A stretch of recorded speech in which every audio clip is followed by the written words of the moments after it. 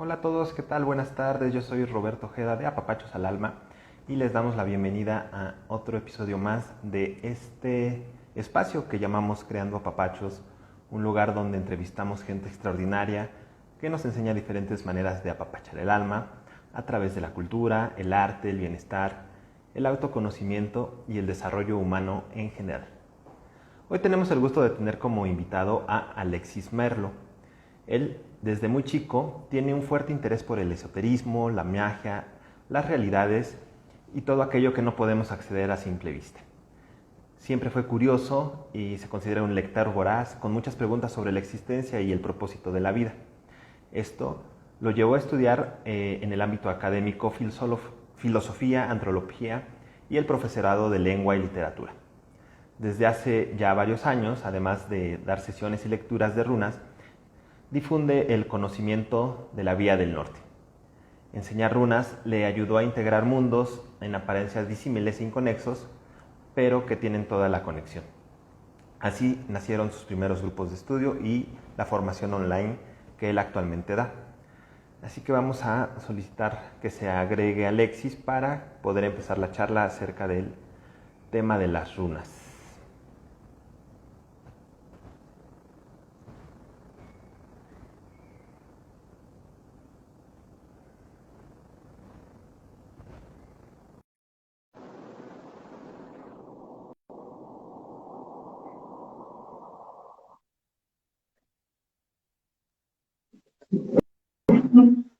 Me voy a poner un poquito más para atrás. Sí, me ves bien. Hola Ahí Alexis, ¿qué estamos. tal?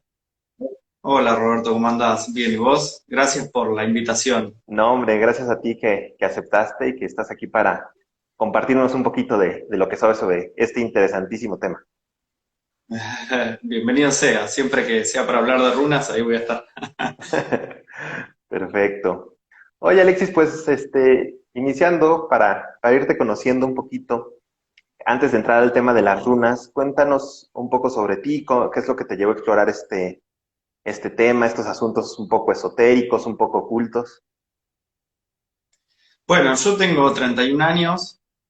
Desde, como decías vos en la presentación, desde muy chico siempre tuve mucho interés por lo religioso en general. Me gustaba mucho el rito religioso, me gustaba mucho de pequeño, qué sé yo, participar del rito religioso, ir a la iglesia, estar ahí al pendiente. Y como de chico iba a una escuela católica, ¿Ok? bueno, solían haber misas y que esto que lo otro, y de pequeño me interesaba, no porque me interesara la religión en sí, sino porque yo sentía como una mística en el aire que era lo que me llamaba mucho la atención.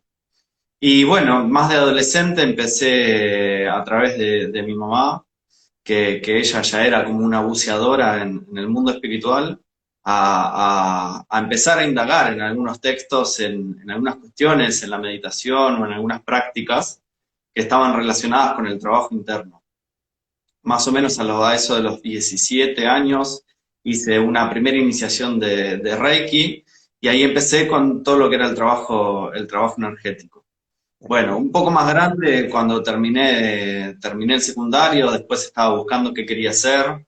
Y, y bueno, como era difícil encontrar algo que en ese momento que fuera profesional relacionado con Claro. lo que con este mundo, fue que me decidía más por lo académico, pero siempre con una tendencia a querer indagar más allá de lo puramente estructuralista, racional y demás. Entonces, el primer lugar donde empecé a bucear fue la antropología. ¿Por qué? ¿Ok? Porque la antropología estudiaba todas las culturas, su religiosidad, sus cultos. Si bien eso está un poco vedado en las facultades, es como que desde mi imaginario eso pasaba. Y bueno, así fue indagando en el mundo académico, desde la antropología, la filosofía. Me gustaba mucho leer, entonces también lengua y literatura era algo que me gustaba mucho. Y entre medio de todo eso llegaron las runas. Cuando tenía 23 años me empezaron a llamar mucho la atención. La verdad es que no la conocía. Yo hasta ese momento hacía otras cosas, pues en el secundario había estudiado música. Y bueno, mi camino como de sanación tenía que ver más con el sonido. De hecho, ahí podrás ver un cuenco ahí atrás. Bueno, usaba diferentes instrumentos para sesiones de sanación, que esto que lo otro, en paralelo a lo académico, ¿no? Ujú. Y las runas llegaron así como medio de sopetón de un momento al otro.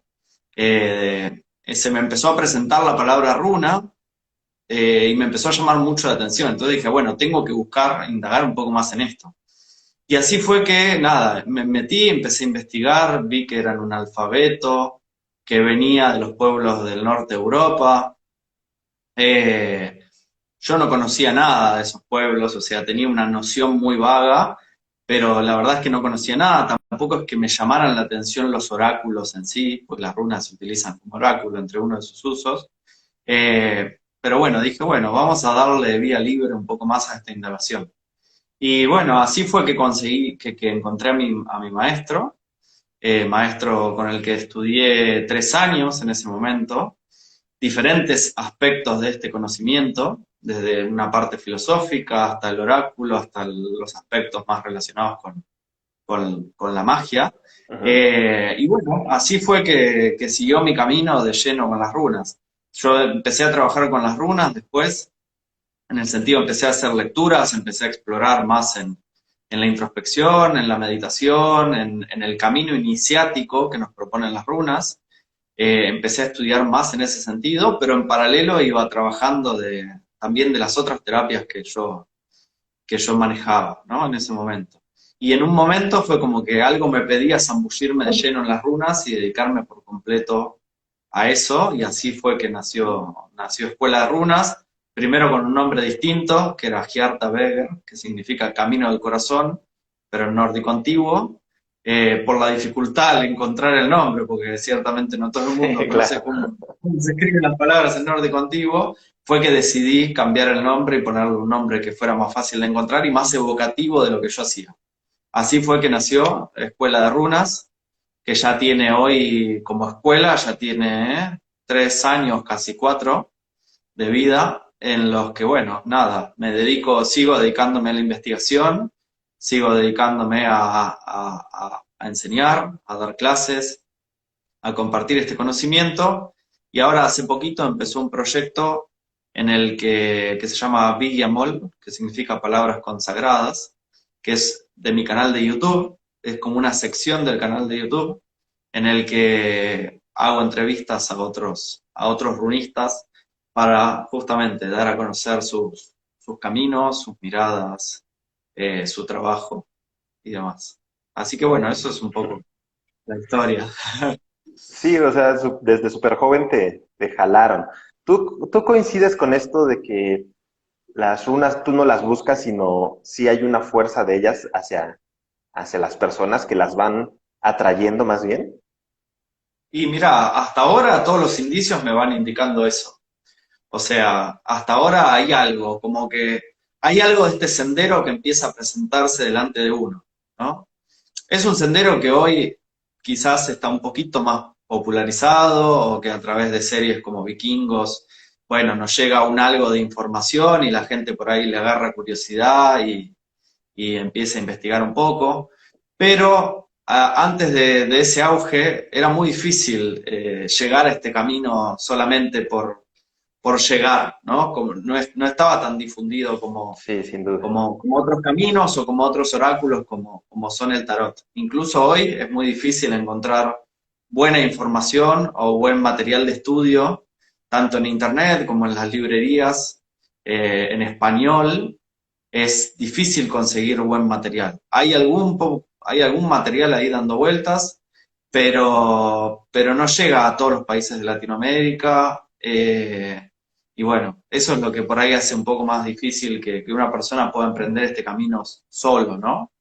Por eso para mí es como importante buscar como la guía de alguien que te pueda orientar, porque son muchos los alfabetos de runas que existieron, y el que generalmente utilizamos se llama Futhan antiguo, que es el alfabeto más antiguo de runas, que es del siglo primero Wow. después de Cristo, o sea, bastante antiguo. Se cree que anterior, pero ya para esa época tenemos los primeros registros.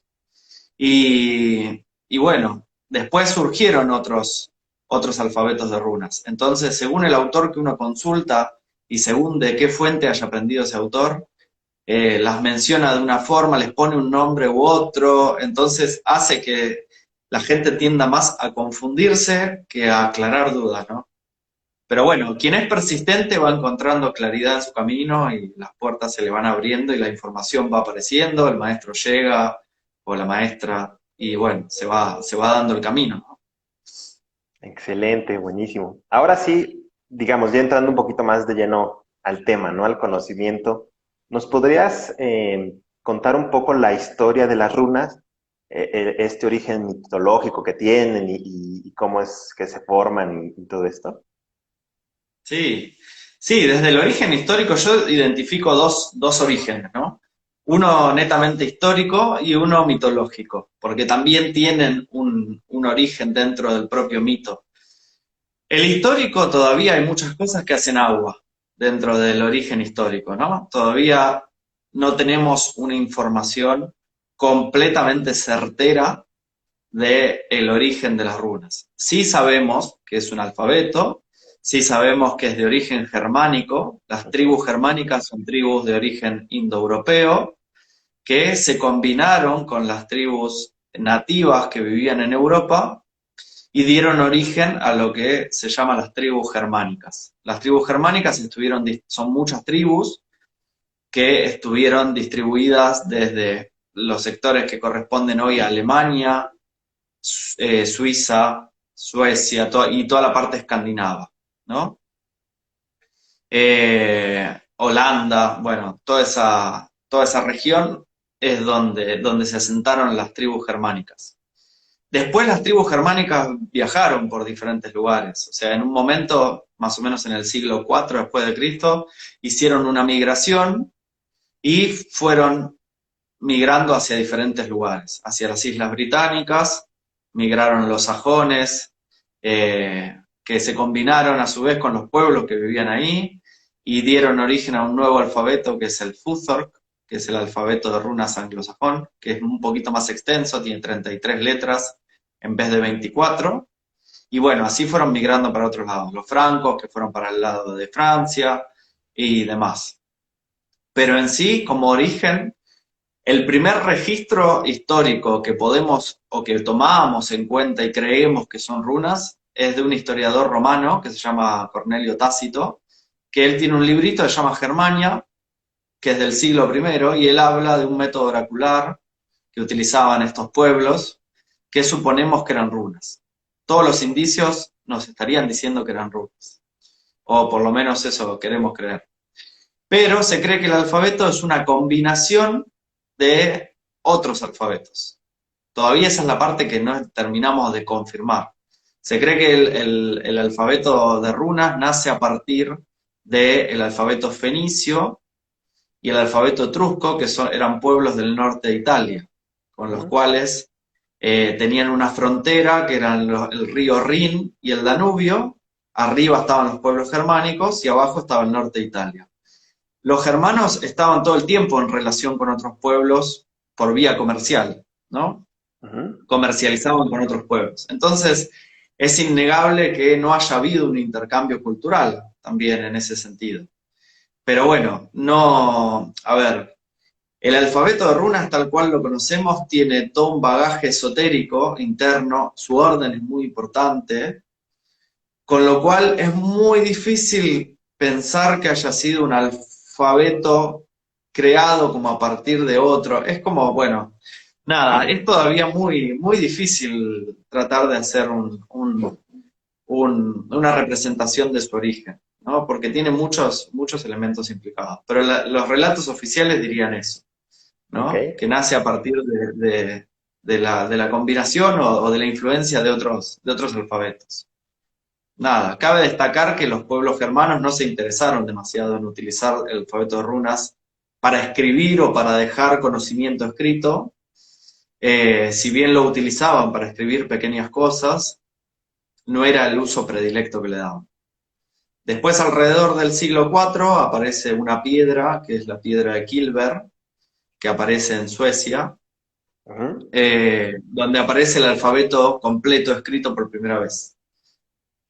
Kilber era una granja en Suecia. Y bueno, y así sigue la historia. Pero ese es más o menos el origen que podemos datar del alfabeto, ¿no? El alfabeto de runas. Que se Y, llama Fusar, como te decía, porque son las primeras 6 letras que lo contienen, ¿no?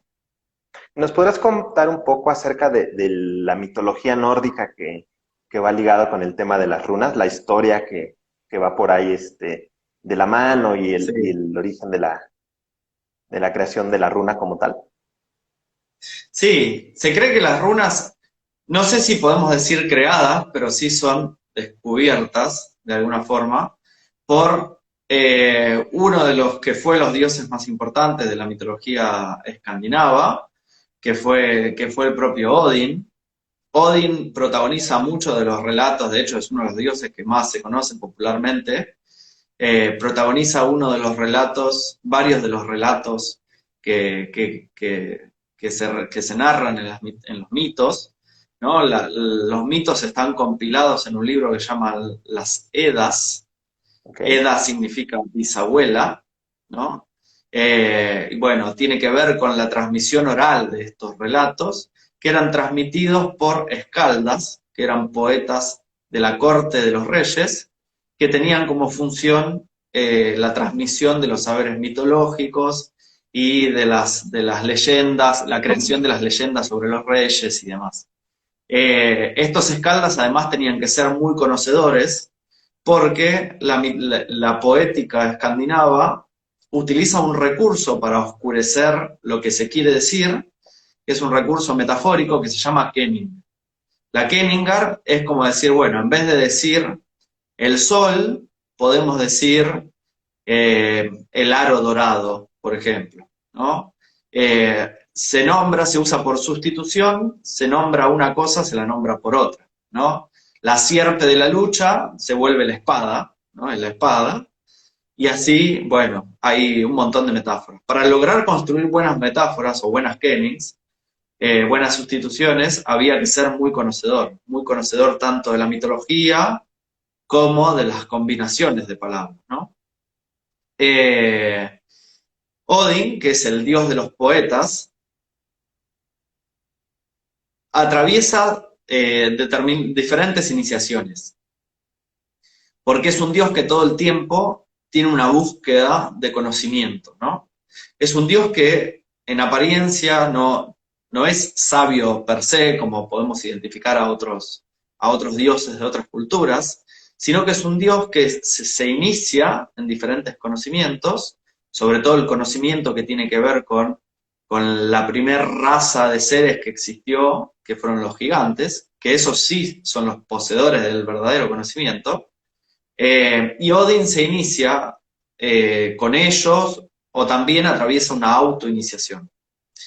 En esta autoiniciación, donde él cuelga del Yggdrasil, que es el árbol del mundo, el Axis Mundi, él cuelga boca abajo 9 días y 9 noches, sin bebida, sin Wow. comida, y herido de lanza, y él ofrecido a sí mismo, o sea, ofrecido en autosacrificio, atraviesa un suplicio iniciático en el que él está mirando hacia abajo y está mirando un foso, un pozo, ¿no? Estas fosas aparecen bastante frecuentemente en la mitología nórdica, asociadas al conocimiento.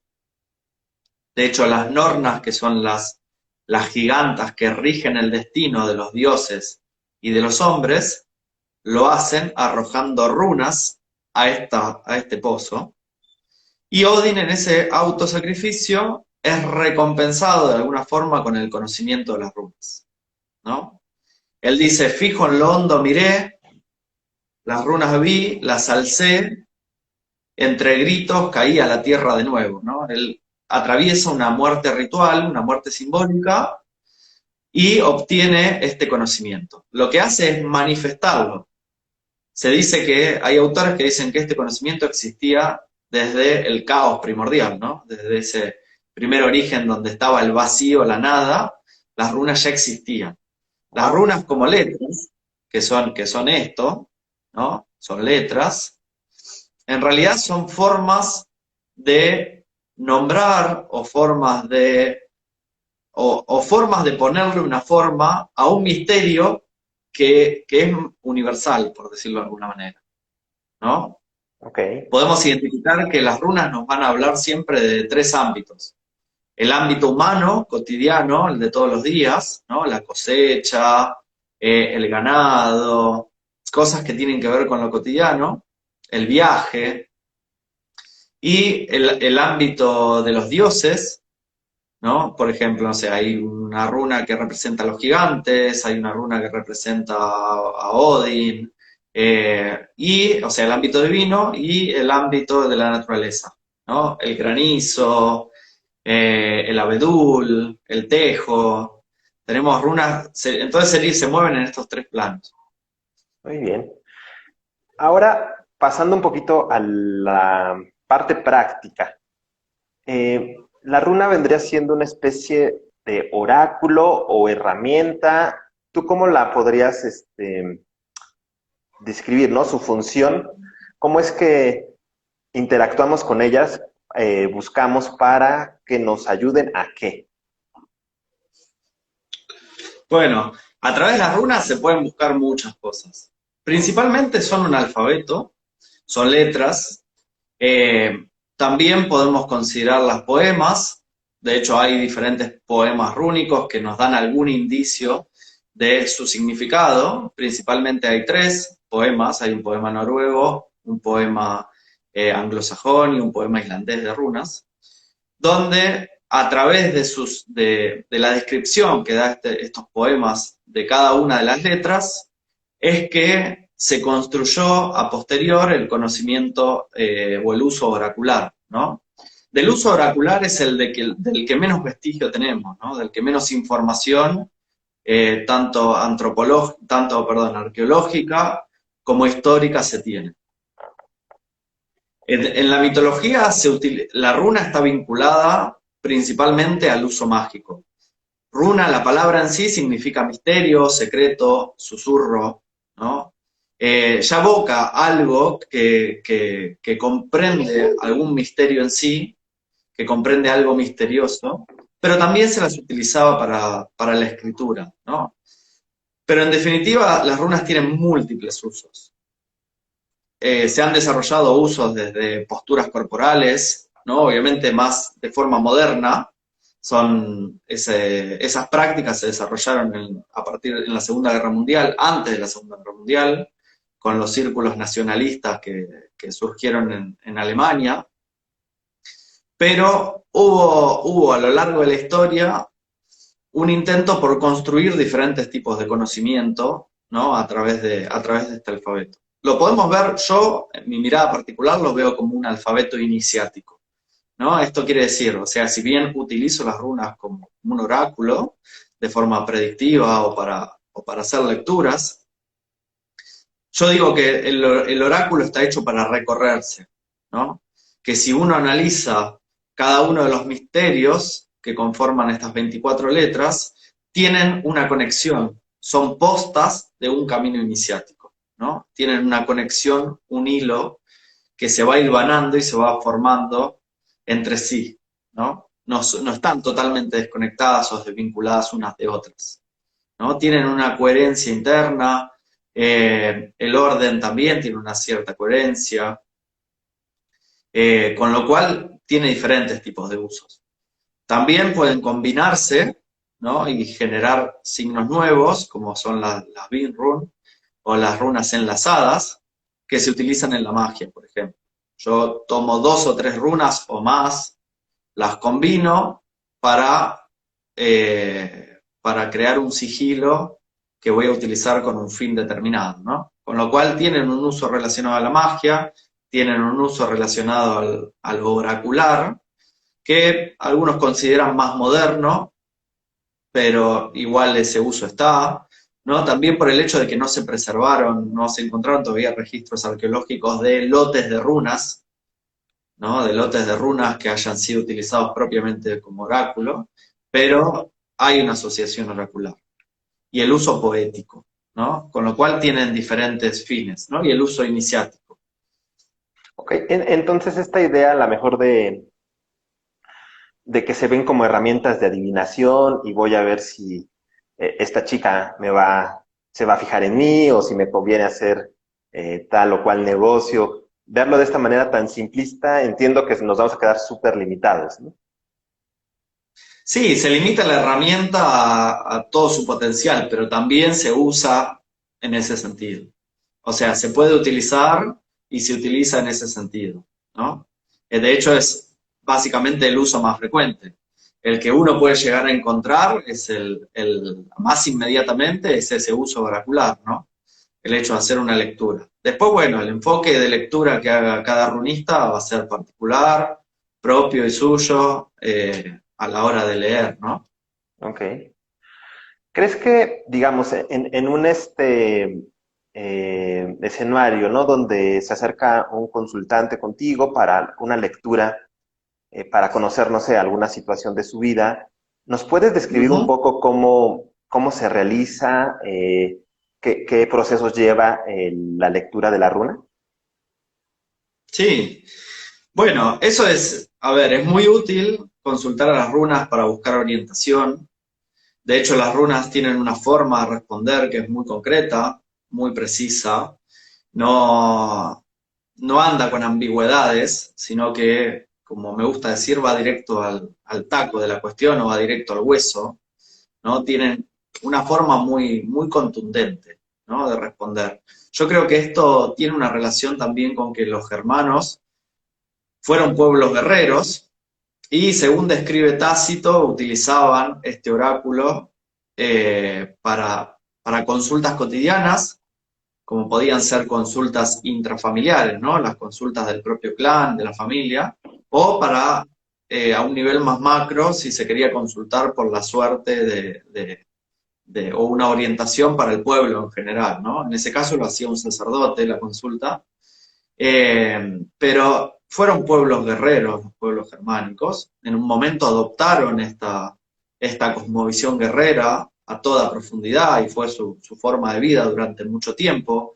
hasta después el periodo vikingo. Durante el periodo vikingo esa visión guerrera se extiende y se hace muy potente, a pesar de que seguían siendo comerciantes y demás. Esta visión del guerrero es la que más sobrevivió, ¿no? Con lo cual se construye toda una cosmovisión en torno a ese arquetipo del guerrero, ¿no? Por lo cual para mí el oráculo, siendo parte de estos pueblos, tiene esa contundencia, ¿no? Esa, esa directiva o esa precisión que se relaciona con una visión más relacionada con este arquetipo, ¿no? Con el arquetipo guerrero. Por lo cual es muy, a ver, es muy coherente consultarlas y cualquiera que las consulte va a encontrar respuestas muy precisas, ¿no?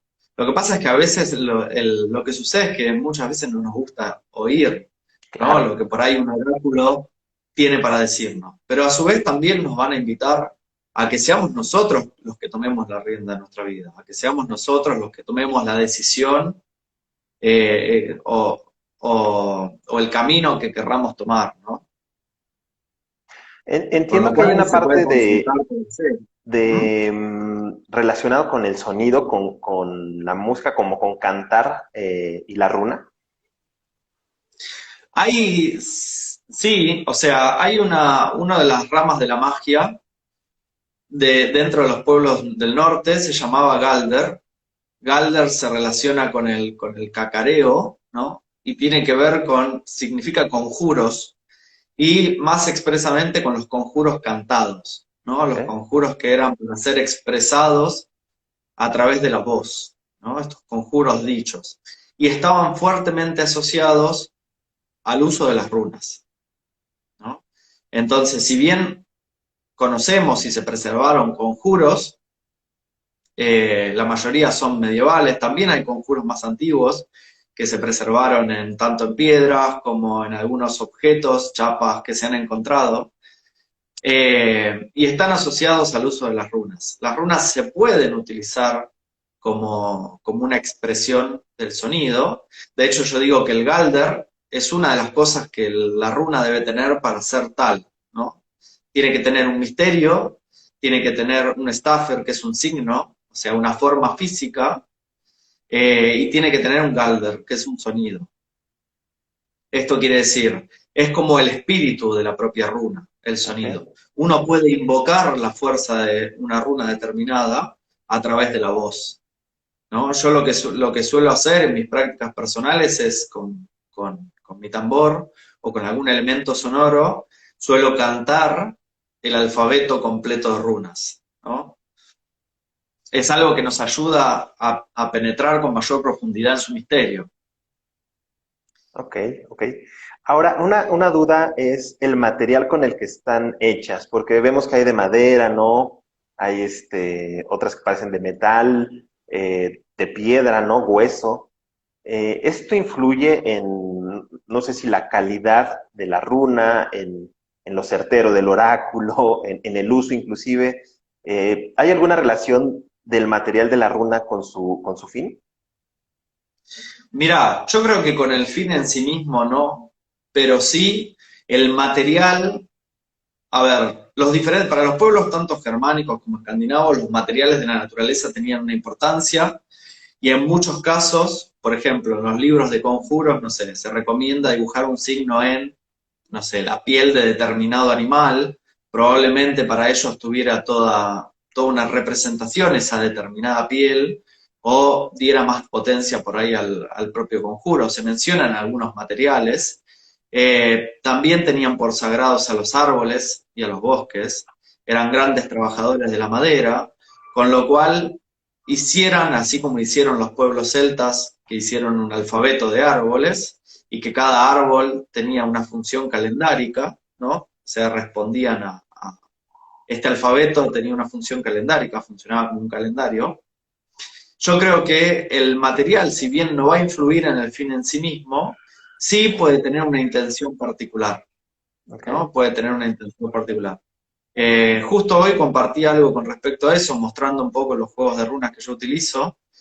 Yo tengo, por ejemplo, un juego de cerámica, que es este, ¿no? A mí la cerámica es un material que me gusta mucho por una cuestión de que contiene los cuatro elementos, o sea, el agua se combina con el barro, perdón, el agua se combina con la tierra para formar el barro, este se seca con el viento y a su vez es Claro. cocido por el fuego después para formar el elemento final, ¿no?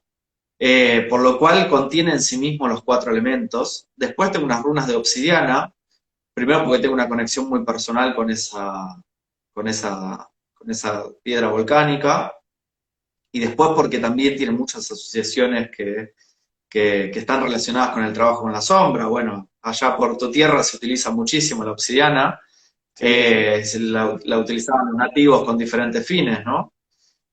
Tanto los espejos como los cuchillos de obsidiana que tenían usos rituales y demás. Y después tengo otras en versión carta que tienen imágenes, las tengo acá, que tienen imágenes que están creadas a partir de la alquimia, Ujú.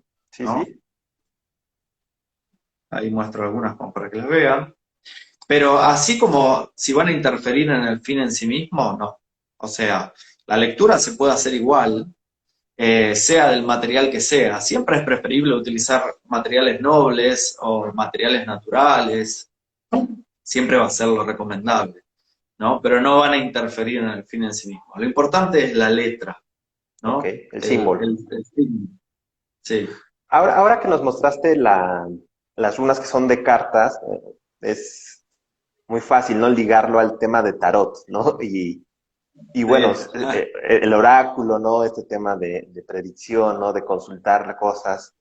¿Dirías que se relaciona?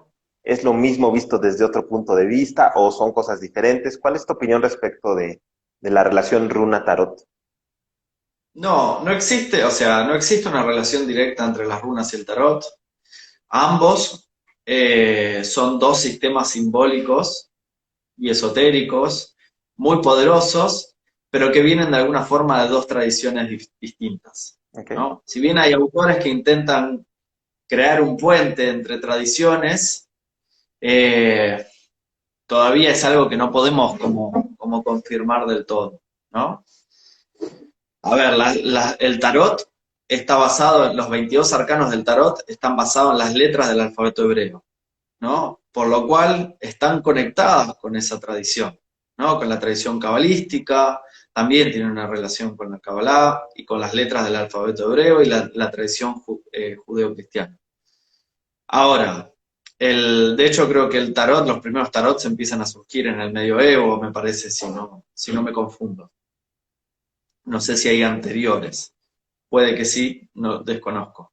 En cambio, las runas son otro sistema simbólico distinto que se apoya en realidad en la cosmovisión de los pueblos germánicos y son como, a ver, así como a partir de las letras del alfabeto hebreo, a sus símbolos se les creó un apoyo en imagen, ¿no? Que son lo que hoy conocemos como los 22 arcanos, y de hecho cada artista de tarot lo representa de una forma distinta, según su propia visión, pero siempre de alguna forma respetando el arcano, el propio misterio. Las runas estarían, a ver, no sé si lo voy a decir bien, pero podrían llegar a estar en una instancia previa, ¿no? Ok. En el sentido de, estarían todavía en la instancia de letra, ¿no? Todavía, bueno, hoy hay tarots de runas, está mal dicho, pero sí hay cartas de runas, ¿no? Que el autor usará el criterio que considera para representarla, pero todavía se suelen utilizar más con frecuencia en materiales como la piedra o la madera y demás. Claro. Pero no tienen una relación directa entre sí. Hay autores que intentaron hacer una analogía o comparar las runas con... Ya de por sí son un número distinto, unas son 22, otras son 24.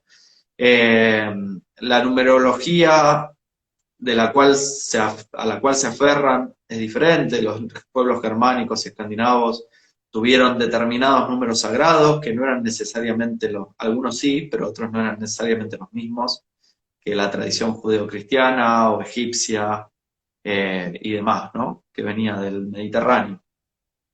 Muy bien. Ahora, regresándome un poquito al tema de los materiales, ¿cuál es tu opinión respecto a de si es posible tatuarse una runa?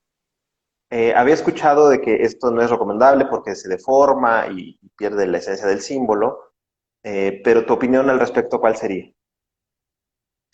Mirá, me suelen preguntar bastante este tema, de hecho me escribe mucha gente preguntándome a ver qué se puede tatuar o qué significa tal runa para tatuársela.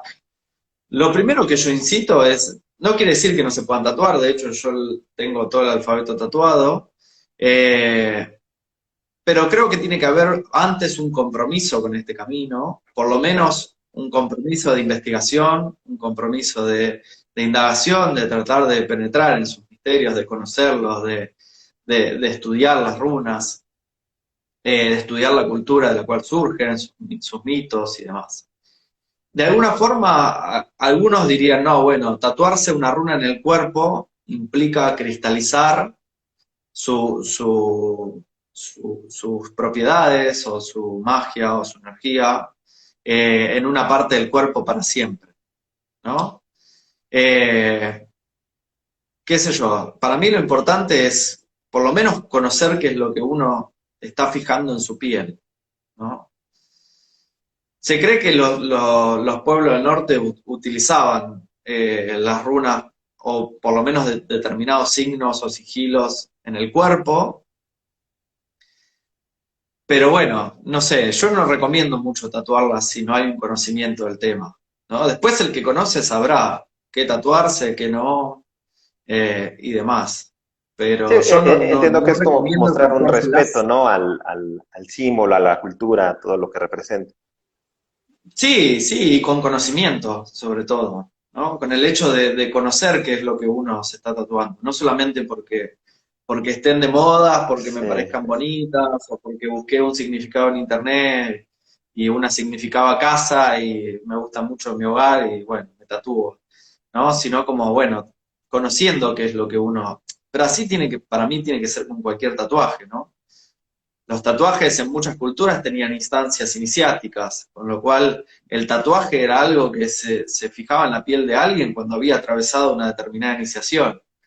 Por lo Claro. cual, para mí, el tatuaje puede ser evocativo o representativo de haber atravesado una instancia importante de la vida, por lo tanto, uno se tatúa algo que es representativo. Eh, pero tatuarse por tatuarse o porque algo está de moda no tiene mucho sentido, Sin duda, ¿no? Por sin lo duda. menos desde mi criterio, ¿no? Ahora pasando un poco a otra técnica que sabemos que utilizas, ¿no? Y que complementas, entiendo, con el trabajo de las runas, que son los registros akáshicos. Que bueno, Ujú. eso por sí mismo nos daría para otro live, ¿no? Y es mucho conocimiento. Pero, ¿cómo surge en ti este interés de complementarlos, de apoyarse entre las técnicas? ¿Qué crees que le es útil a una de la otra y viceversa? Yo creo que hoy, por lo menos con la experiencia y con el tiempo, me di cuenta que de alguna manera leer runas o tener la experiencia y con el tiempo se van volviendo de alguna forma un registro akáshico natural, Ok. ¿no? Registro akáshico es un término que es popularizado por una esoterista del siglo pasado, que es Madame Blavatsky, ¿no? Esta teósofa rusa, que ella empieza a utilizar este término para describir al akasha o a esa fuente de información akáshica, y que tiene una relación también con lo que los griegos llamaban el éter y demás, ¿no? Sería como una fuente de información a la que uno puede llegar a acceder. Después por ahí las visiones más modernas lo ven como una biblioteca o como Ujú. esa, como esa fuente a la que uno puede acceder para leer algo que a uno le pueda llegar a ser necesario del mundo espiritual, ¿no? Bajar una información de ahí. Yo creo que para mí se complementan muy bien, porque así como probablemente los antiguos germanos elevaran plegarias a sus dioses para que favorecieran el oráculo o la instancia oracular, yo creo que invocar al registro akáshico o abrir el registro akáshico para leer runas, de alguna manera es una instancia similar, ¿no? Es esto de poner una intención en que sea la propia divinidad, ¿no? La divinidad que uno sienta, ¿no? Porque uno le puede pedir a las runas o uno puede invocar al propio Odin para que me dé una respuesta, uno puede invocar a Freya, uno puede invocar a los gigantes, o uno puede invocar a diferentes seres mitológicos o espirituales para que sean ellos los que nos den la respuesta. Yo creo que con los registros akáshicos pasa un poco lo mismo, ¿no? Lo que se suele decir sobre los registros akáshicos es que uno tiene acceso como a sus maestros, a sus guías, por ende es como abrir una puerta más de información, que muchas veces a mí me ha servido como complemento del significado propio de la runa, ¿no? Cuando yo interpreto una lectura, no solamente escucho el significado, sino que trato de abrir los oídos a lo que la propia runa me está tratando de decir, ¿no? Al complementarlo, al abrir ese canal, es como se potencia mucho más la información. Ok, muy bien. Bueno, nos estamos acercando a la parte final, pero no quisiera Bueno. saltarme una pregunta. Lo comentabas un poco al Ujú. inicio, ¿no? La serie de vikingos, ¿no? Por ahí Marvel se encargó de traer mucho de la historia nórdica a las nuevas generaciones.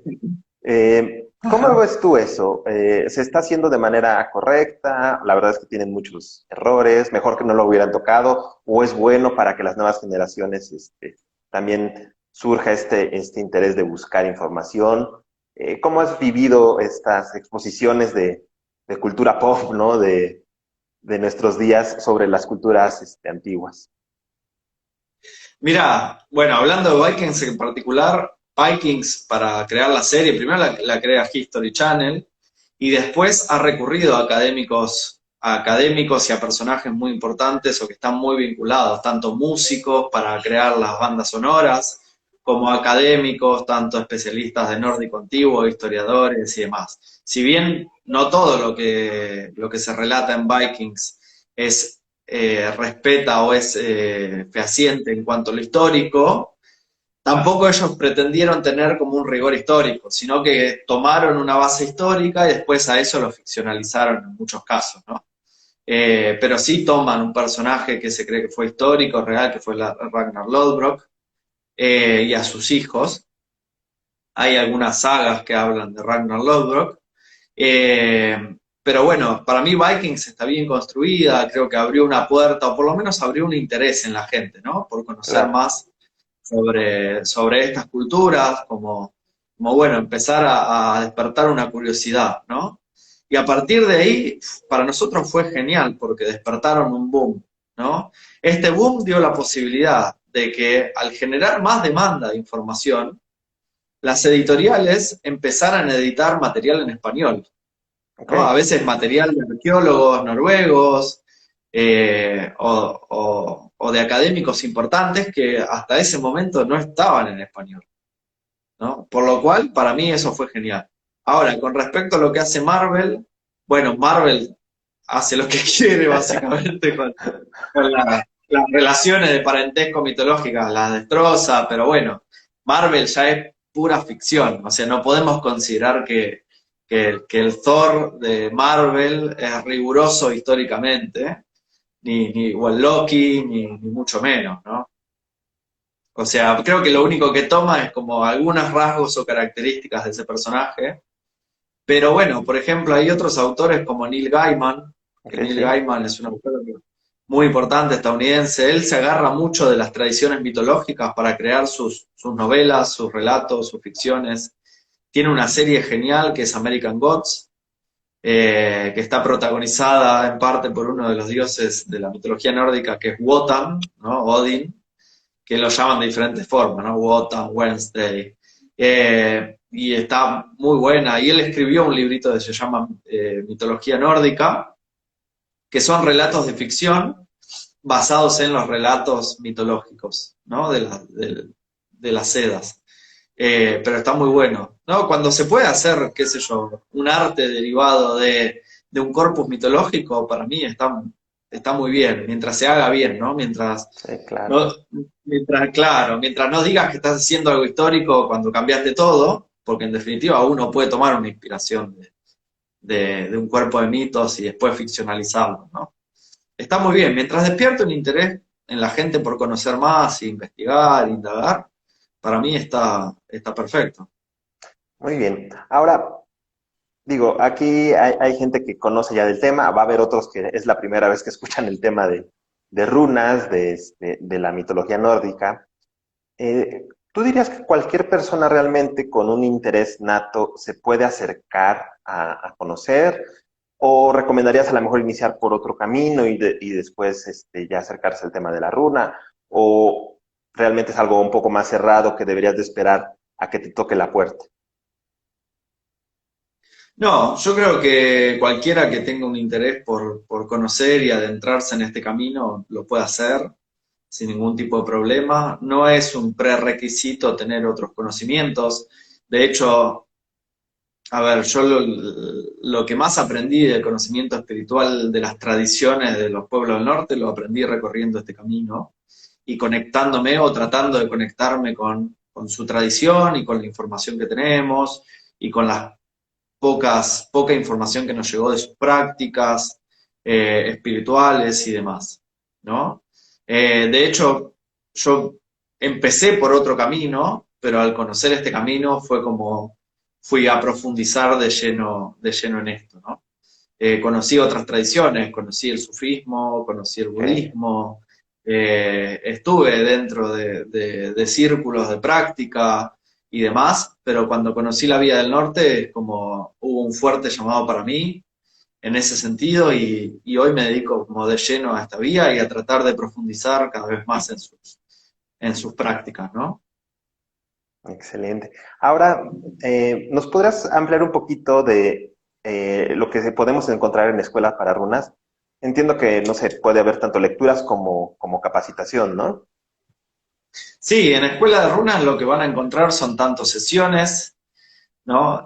Tanto sesiones oraculares, o sea, encuentros donde, bueno, podemos trabajar algún tema, una inquietud, algo que la persona necesite trabajar a partir del ojo de las runas, como también las formaciones.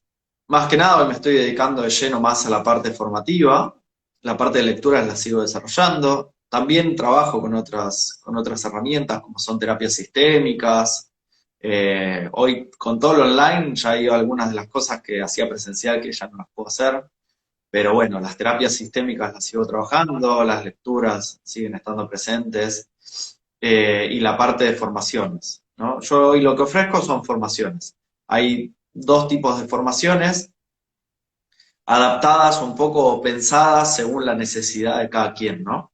Una es una formación típica, tradicional, esto de, bueno, concursada, si bien es online, o sea, vía Zoom, es concursada semanal, 2 horas semanales durante 5 meses, donde a lo largo de ese curso vamos recorriendo todo el alfabeto de runas, los mitos, la tradición, bueno, y demás, para llegar a poder leer a las runas como un oráculo. Y por otro lado hay una formación que es que la persona va haciendo por cuenta propia, donde tiene el material de estudio disponible y a su vez tiene cuatro encuentros conmigo para ir profundizando a medida que va avanzando en el material. Esa formación está pensada para personas que no pueden como apegarse a una forma de estudio que implique estar todas las semanas conectado o hacerlo en un tiempo determinado, ¿no? De hecho, tengo personas que han empezado el año pasado y que todavía continúan y que por ahí, bueno, no sé, pasan cosas de la vida y Claro. le ponen una pausa y retoman y nos volvemos a encontrar y así hasta que termina, ¿no? Esas son las dos propuestas. El contenido de ambas es el mismo, lo que pasa es que la formación que uno va siguiendo por su cuenta, si bien el contenido de base es el mismo, obviamente no hay cosas que en lo presencial se van dando y se van conociendo y de las que vamos hablando, que nos permite profundizar muchísimo más que encuentro a encuentro. Pero el objetivo y el fin se van a cumplir igual. O sea, la persona va a terminar el curso sabiendo leer, teniendo una buena base, no solamente una base como básica, sino un nivel básico intermedio, donde, bueno, vamos viendo un poco de todo, ¿no? Para conocer este camino. Excelente, Alexis. Pues ahora sí que muchísimas gracias, ¿no? La verdad es que No, nos has abierto este gusto, ¿no? Esta curiosidad por investigar, por indagar, por conocer un poco más. Y siempre en la parte final pedimos a los invitados que nos regalen un apapacho, ¿no? Un abrazo, un mensaje final a la audiencia, ¿no? Como una reflexión de cierre. Pero no sé si se pueda incluso, ¿no? Pero no sé si ahora pudieras tú, a través de la runa, ¿no? Que la runa nos dé un mensaje y tú no lo puedas interpretar y veamos qué sale. sí, por supuesto. De hecho, las tenía acá y pensaba hacer eso.